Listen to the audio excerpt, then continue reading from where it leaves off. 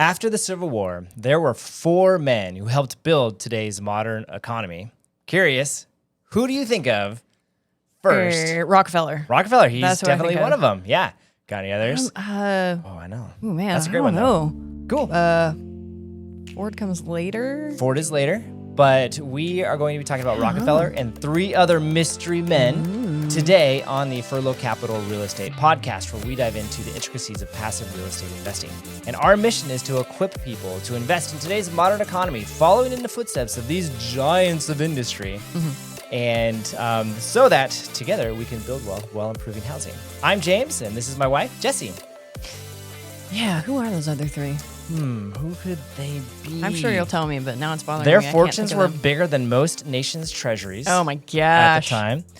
And they were all in a volatile market. I sure hope you're going to give us some numbers. Because the book didn't actually, I guess it went into some of them. It's hard because they're not inflation adjusted. Well, sure, but you can give relative. So I read a to book. the time. It's called The Tycoons, How Andrew Carnegie, John D. yes. Rockefeller, Jay Gould, and J.P. Morgan invented the American supereconomy. Okay, I do recognize all of those names. Yes. I don't know exactly what each Kind of a them big deal. did, We're but going to go into that today. Yeah. And I think there's a lot of lessons to learn from each of them and their investing style because what they did, honestly, was pretty remarkable. Yeah. And it turned out that they were in a time and place in history where they could actually do it. Yeah. And so there's... Yeah, that's super fascinating. that. I hope you say more about what was the context in which they were investing, because I don't know, the climate looks different and the economy looks different throughout history at different points. And so, hopefully by looking at them, you get to pick up on I need to pay attention to these sorts of swings or this sort of technology. Dude, I love it. That's a great idea. We should do That's that. what we're doing. So let's start it off with, it was post-Civil War. Okay. It just happened. These guys were young 20-somethings. Okay. And at the time, there was no SEC. There was no antitrust. There were no rules because there didn't have to be any. And let's see. And if you listened to a podcast from a while ago, we talked about how the railroads had been invented. And they were now really taking off and connecting communication things. and Yes, communication, travel, moving things back and forth. So that was kind of a big deal. Capital was still fairly scarce. Information was also pretty scarce. And relative to now, even though it kind of feels a little Wild West, it was crazy Wild West back then. The whole idea of tenant-landlord law was not a thing. Yeah. Workers' rights, not a thing. Interesting. The 40-hour work week, so not a thing. Was it kind of like each, each business owner or individual just kind of came up with their own rules? Yeah. And if you liked working for a particular person. If you appreciate down in the South, they're if you have black skin, you work for Frizzle. But that wasn't. But that was the rule they made. So but that was it was kind of whatever you. In some ways it's very similar, right? If it's 2 independent parties agree, sure, they go, I'll pay you this much. They go, I'll work this much. You go, cool, sounds sweet. good. Yeah, So as long as there's not idea. a problem. Because at the time there were no huge companies, so there wasn't really a big imbalance of power.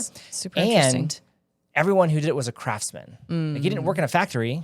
You worked. You had a trade, in an iron shop? No, a blacksmith shop. A blacksmith shop. Ironworks shop. Yeah, I'm trying to think. Wow. That kind of thing, right? Yeah. You had a it wasn't trade. a big production. And then eventually you would either inherit that business or go do your own thing, and you had a skill.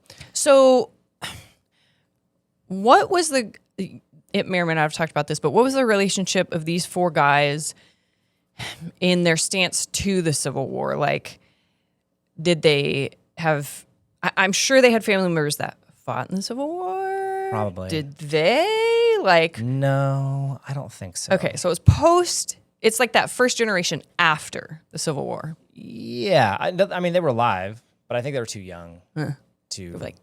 my guess is they were in their Northerners. teens or something.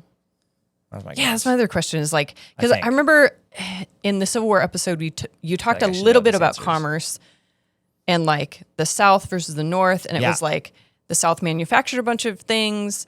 Well, the South grew it all. The South North grew manufactured raw. it, That's right. That's and right. it turned out all the value add was in the manufacturing. Yeah, the manufacturing. It made it into something special. Yeah. So I'm guessing these four were in the North, but I don't know. So let's talk about what they did. Yeah, what did We're they going to do? start off with Andrew Carnegie, Andy Carnegie.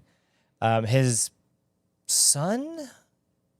grandson was Dale Carnegie. Carnegie. Dale Carnegie. Who wrote How to Win Friends and Influence People. Oh. Okay, I know that book. I don't have the list. You have read it, but Yes. yeah. So That's his grandson. I think so, or a son. Interesting. I don't think it was a son. Definitely can't be a son It's like because his that's grandson not or something like that.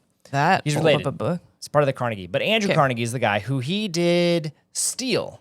They made steel. So the big thing was iron initially. And around this time, they're like, oh, we can actually do steel at a pretty high level. And because of things like the railroad and other things, They could the move demand stuff. for steel was huge. Dang. And so he was ruthlessly competitive, and he obsessed over cost and quality, but really over cost. Wow. And he was also really big into vertical integration. Honestly, all these guys were to some degree. Yeah. And so he owned the ore, he owned the rails that transported the ore, and then he owned the mills that then processed the ore into steel. And he bought competitor assets for the cheap during panics. So he was very aggressive during like unknown panic times. Wow. And So we just like stock up on goods and services and stuff. Well, no, he had his own financial backing where if another steel mill got into trouble, he was like, sweet. Oh, he would I'll just buy buy you. it. I'm trying to remember Interesting. the exact numbers. I think at one point he had over 50% of the market. Okay, what's the time frame of this? Because both Just after the Civil War. well, okay, yes. So 1870s, better question. 1890s. I'm trying to relate it more towards like my family, because I know I had grandparents that worked in steel mills, but that was way past this framework, this phase. Probably, However, like yes. some of this Not that foundational crazy. work, like it's not that crazy long of a time. Yeah, so like he it's owned whatever, 100 years later. Bethlehem Steel, which is still around, still huge. I mean, there's a possibility they worked for one of his companies. There were a bunch of mergers and acquisitions. That was a big thing. Yeah. And so like names changed. And So where were they getting steel from? they were getting ore. Like, they were making it. What do you mean? Well, like, they okay, were this is digging it like up from the shows my ground. naivety. They were just like digging up the iron ore or whatever the stuff is in rock. Yeah. In the U.S. Yeah. Okay. Yeah, and then when you take it to a mill, oftentimes it was you heat it up, you melt it combine it down. with something else, turn it into steel, and depending on how hot you get it, what other elements you add, I mean, it's this whole chemistry, scientific process, would determine how hard it was and all the stuff. What you used it for. Yeah. So he was in on that and made a very big company. So here's some lessons from just him, is that you can control input costs like Carnegie controlled the ore. Okay, so there's some like outputs you don't necessarily have a lot of control of, but you can on the inputs, like primarily like what do you buy a place for? That's an input. You can control for that. And But you can't control for like how much you sell it for? no, not really. Oh, because that's dependent on what someone's willing to pay. Yeah, in the future. Yeah. Interesting. Yeah. But you can determine how much you're willing to pay. Correct.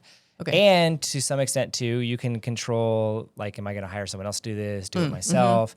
What's the quality level we're going to go for something versus longevity of the fix, like that kind of stuff. Yeah. Another one is just like when people were retreating, he was buying. And so that's another, man, distressed assets are definitely a thing. And that's where you can add value to projects if you walk in. How do you position yourself to buy distressed assets? Like you just save up and then actually make the decision to move when it's low or Yeah. Yeah. Weird. We started investing in 2009, and so that was right after the crash happened. Yep. Do you remember that the one program that we were able to take advantage with on our first duplex? The new homeowners. Yeah, it's like a tax credit. Tax credit. It's like $9,000. Yeah. That you just got. You got to deduct it from your taxes. You didn't get a check, if I remember correctly. Yeah. But you had to live in your house for 3 years. Right. And then if you moved, and our duplex counted because it was worth enough, because they only counted half the property. And it was super funny talking with the accountant at the time because like it was kind of a one-off deal. And he's like, I don't know if this is gonna qualify, but we'll submit and see what happens. We'll see what happens. And I was like, okay, like it was pretty crazy. So yeah, so it's be aggressive in downturns and really pay attention to your inputs, and that's important. All right. Let's talk about Mr. Rockefeller. Do you remember what he did? He was the guy who you recognized. I know the name, but oil. I don't know. Yeah, actually. At one point in time, he controlled 90% of the world's oil. Oh my gosh. That's a monopoly. That's insane. So it was Standard Oil was the name of his company. Which I think is still a company. I recognize that. I think so too. Yeah. I'm pretty sure it I is. don't know. Like I said, he took over very niche market. Right. Oil, but like he dominated it. And he controlled 90% of the oil market in the world? Yeah. Not just in the US. Yeah. Gosh. I'm pretty certain that's true. Well, I don't know if it was a thing in other mattered. countries I mean, at that point. but not really. Yeah. Wow. Yeah, and the reason why he Either did it way was huge portion. He figured out how to systemize refining and was able to do it more efficiently than anybody else. Interesting. And so he would just drive competitors out of the market. Right. And then when they collapsed, he'd be like, sweet, I'll buy it, switch it over to his system, and just kept on rolling. Dang. Yeah. I wonder how he came to that process. Trial and error, or was he super smart, like chemically, and he knew like how to. He was good at the industrial side. They also said that interestingly, like he was just a nice guy. Like people liked him. Carnegie, not so much. Like that guy was like mean.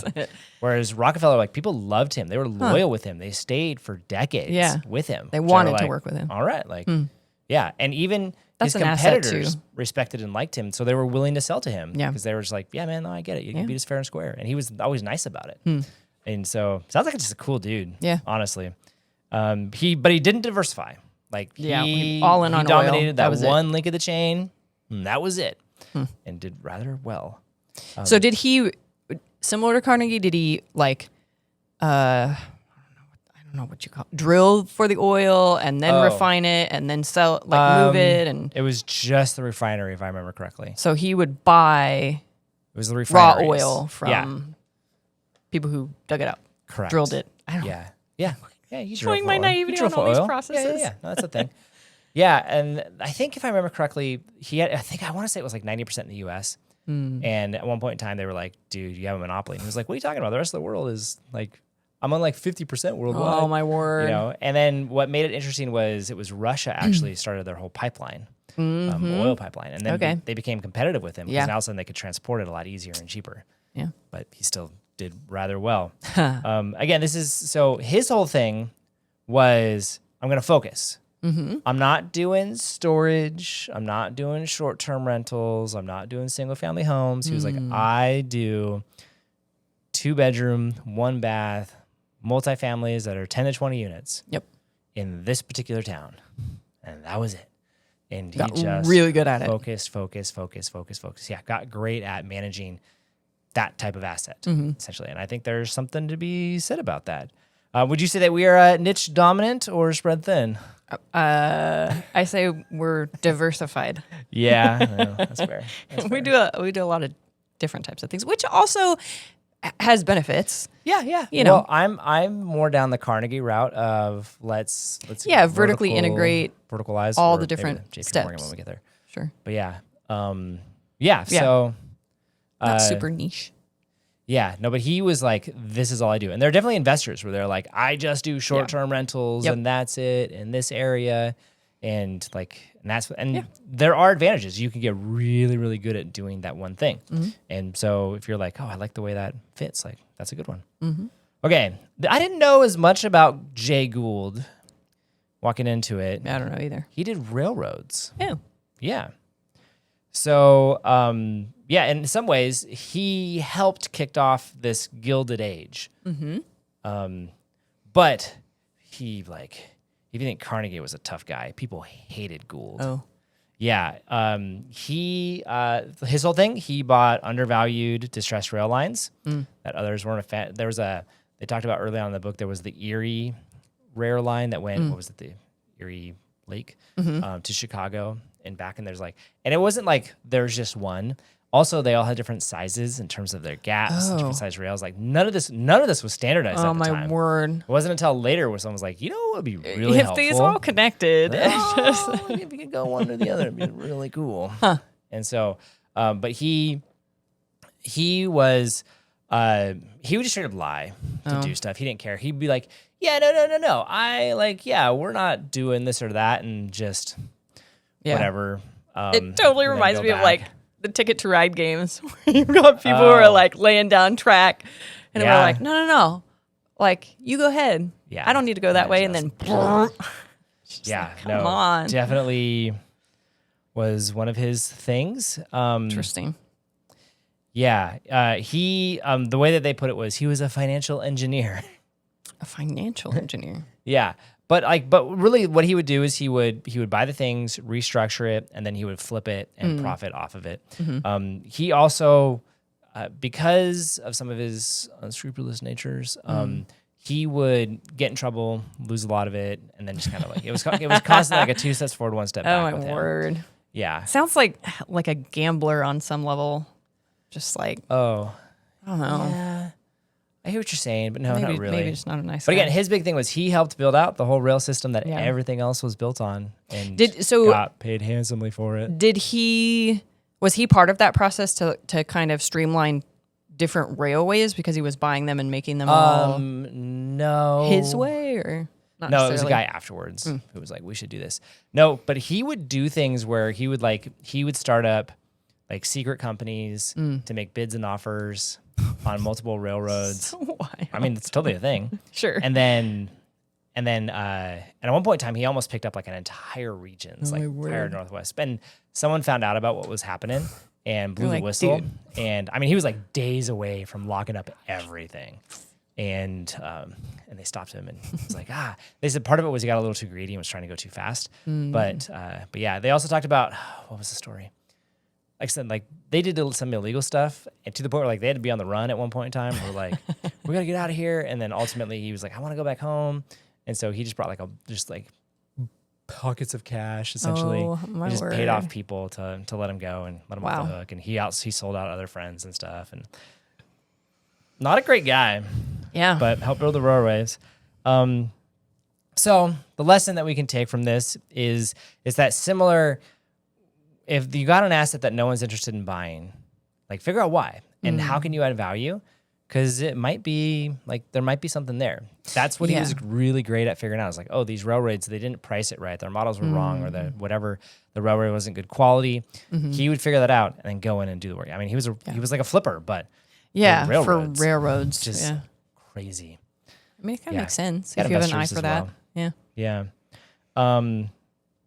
Also, don't break the law when you do stuff like that. I feel like that's that's fair.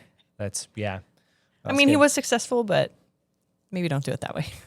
All right, let's talk about I can never. Was it John Pierre? No, it's his first name is. It was really on the audiobook. I was like, they kept saying it. I was like, I can't. Anyways, JP. That's what his friends call him. Morgan. He was a banker. Yep. Who was it too? I think it was. Oh gosh, let me think. I can't remember if it was Carnegie or Gould. I think it was Carnegie, who also found this guy named Charles Schwab to help him run his company. Yes. And to help him fund his company. No, he wasn't. He was just an up, operator guy, like an employee, like what? an executive. That's crazy. And then at one point in time, he became friends with JP Morgan. Interesting. And helped, I'm pretty sure it was Carnegie, helped figure out a way to buy him out and take it over. Yeah. And eventually became wealthy himself and then started his own and was like, it turns out I like this financial stuff. Yeah. So yeah, like there's all these names at this time where you're like, holy cow. Huge. Like, these guys are unbelievable. They all knew each other. Oh my word. So that's wild. Mr. Morgan, they described him as a gentleman banker. A gentleman banker. He was a guy who he did not like chaos. So he was different than all the others. He was like, no, I want to impose order. I want to make sure we're all doing the same thing. So he built trusts. He consolidated a bunch of industries together. Like he was let's bring it all together. Let's do some financial things to make it work. Yeah. Let's follow some rules. Yep. How we trade and sell and buy. He personally helped stabilize the U.S. Treasury in 1895 by just like, because the Fed didn't exist at the time. Okay, yeah. And so he stepped in and was like, all right, I'm going to help set up some things. Here's what we're going to do. Here's how we're going to handle it. The president was like, sounds great. And just helped to stabilize things. I guess if you've proven yourself and you know how to manage money and you've managed millions of dollars at that point, and you're friends with the president, you get to do stuff like that. Totally. And so so you can see he was slightly different than everyone else. And he did, there were some bad investments that happened and it was a thing. And but for the most part, he did awesome. Obviously still around. Yeah. And doing good. That's probably the one where you're like, oh yeah, it's got his name and we're all still aware of it. Yeah. Though they merged with Chase, right? I think so. Or they bought them or something. I don't know.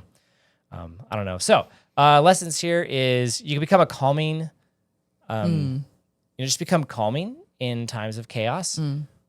Breathe, take it easy. Yeah. And when things are going crazy, are there ways where you can figure out, well, how do we combine these things to add some stability to what we're doing? If offices are falling and rents aren't renting out in, let's say, downtown big cities, which is something that's happening. Yeah. It's like, okay, well, how can we combine these things, put them together in such a way where it helps stabilize it? That was his method that he would do.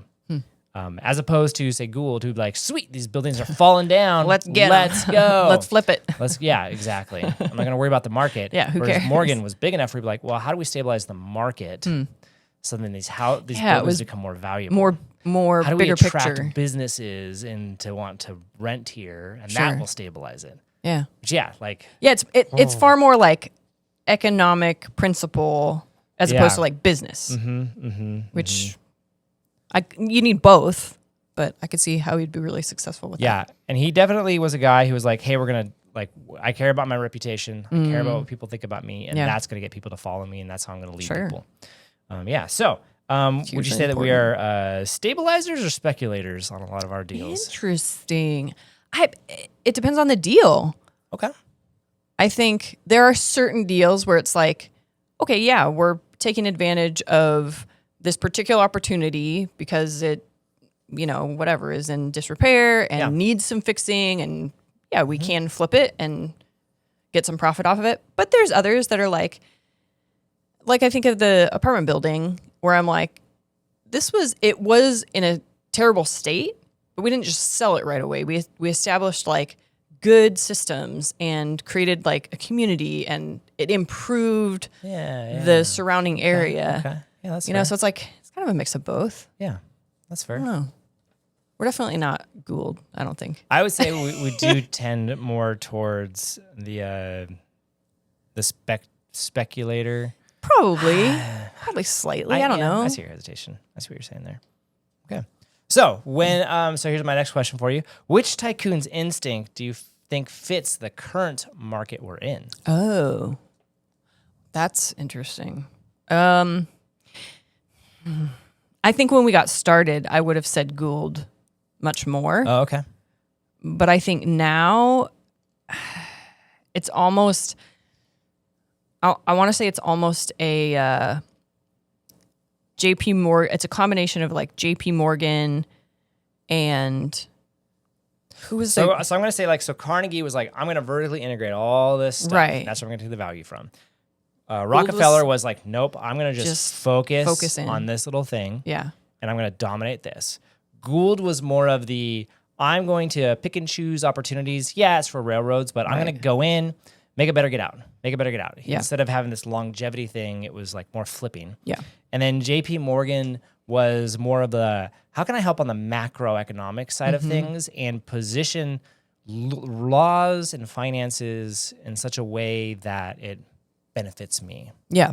I would say, There you go. There's your...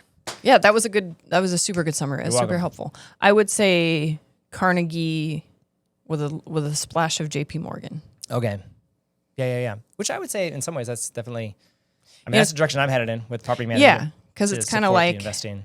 There's not a ton of opportunity and deal that you can just strike on. Yeah. So lowering your costs in certain ways by taking things on that you're managing and Yeah, that's vertically integrating makes a lot of sense. Okay. While still thinking about like, you know, how's the market and how's what I'm doing stabilizing, and Yeah. Okay. Cool. it's not nearly the level of operation that these guys were at. Oh, yeah, and it doesn't have to be, right? It's more of like, what are those The philosophies, principles and sure. the philosophies? Because when Yeah. they started, they weren't huge, Sure. and it just kind of snowballed. And because It's pretty sweet. Yeah. So there you go. I already gave my summary of all of them. So Boom. so we're good. So yeah, really cool book. It was a pretty quick read. Yeah, it's just called The Tycoons, and very interesting characters Yeah. of the time. And that was a cool one because it also just gave a lot of context about like, hey, here's what's going on in the economy and in the country at that time. Yeah. So it was really cool, and I liked it. So hopefully you found that valuable. And if you are interested in learning more about our investment strategy and what we are doing in this current market, or if you want just like the deeper thoughts on what we think the market's currently doing, you can connect with us at furlo.com. So with that, thanks for listening. Have a great day.